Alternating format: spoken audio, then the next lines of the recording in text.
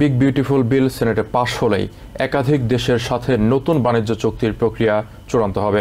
সোমবার এমন তথ্য জানিয়েছেন ন্যাশনাল ইকোনমিক কাউন্সিলের ডিরেক্টর কেভিন হ্যাসেট।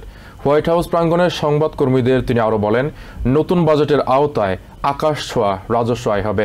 এর প্রভাবে দেশের অর্থনৈতিক প্রবৃদ্ধির হার 3% অতিক্রম করবে বলেও আশা করেন তিনি। একই দিনে ফক্স নিউজকে হ্যাসেট বলেন, সীমান্ত প্রতিরক্ষা ও জাতীয় নিরাপত্তাও শক্তিশালী করবে নতুন বাজেট বিল।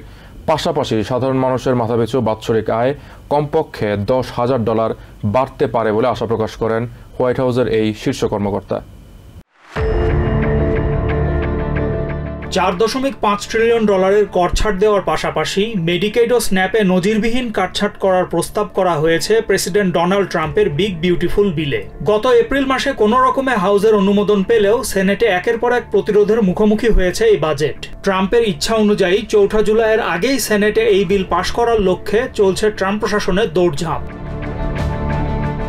এ প্রসঙ্গে national economic council director Kevin Hassett বলেন, ট্রাম্পের বাজেট চূড়ান্ত অনুমোদন পেলেই একাধিক দেশের সাথে নতুন বাণিজ্য চুক্তির প্রক্রিয়া চূড়ান্ত হবে। তিনি আরও জানান, এখন থেকে কর কর্তনকেই বাজেটের নতুন লক্ষ্যমাত্রা ধরবে ট্রাম্প প্রশাসন। জাপান চাল আমদানি করতে চাইছে না এই অভিযোগে দেশটির ওপর শুল্ক বৃদ্ধির হুমকি দিয়েছেন প্রেসিডেন্ট ট্রাম্প। তবে জাপান ও ইরান নিয়ে মন্তব্য করতে অস্বীকার করেন হ্যাসেট। তিনি বলেন, বাণিজ্য আলোচনা একটি চলমান প্রক্রিয়া, তাই সবকিছু চূড়ান্ত হতে সময় লাগবে। করকর্তন বিলের প্রতি পূর্ণ সমর্থন জানিয়ে ন্যাশনাল ইকোনমিক কাউন্সিল ডিরেক্টর বলেন, দেশের রাজস্ব আয় আকাশছোঁয়া করে দেবে এই বাজেট বিল।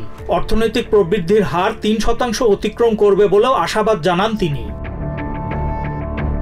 একই দিনে ফক্স নিউজকে হ্যাসেট বলেন, সীমান্ত প্রতিরক্ষা ও জাতীয় নিরাপত্তা শক্তিশালী করতে হলে এই বিলের কোনো বিকল্প নেই। পাশাপাশি সাধারণ মানুষের বাৎসরিক আয় কমপক্ষে $10,000 বৃদ্ধি পাবে বলে আশ্বাস দেন হোয়াইট হাউসের এই শীর্ষ কর্মকর্তা।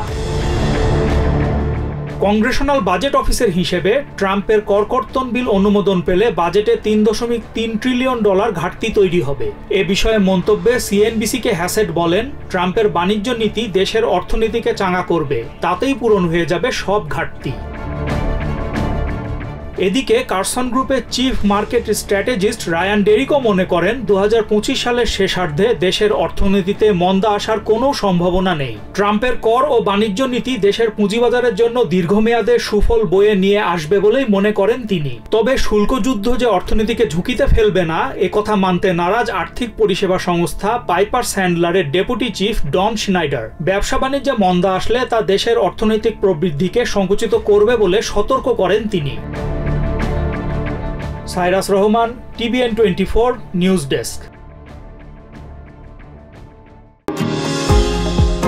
নিউ ইয়র্ক থেকে সম্প্রচারিত TVN 24 টেলিভিশন বিশ্বজুড়ে বাঙালির কণ্ঠস্বর।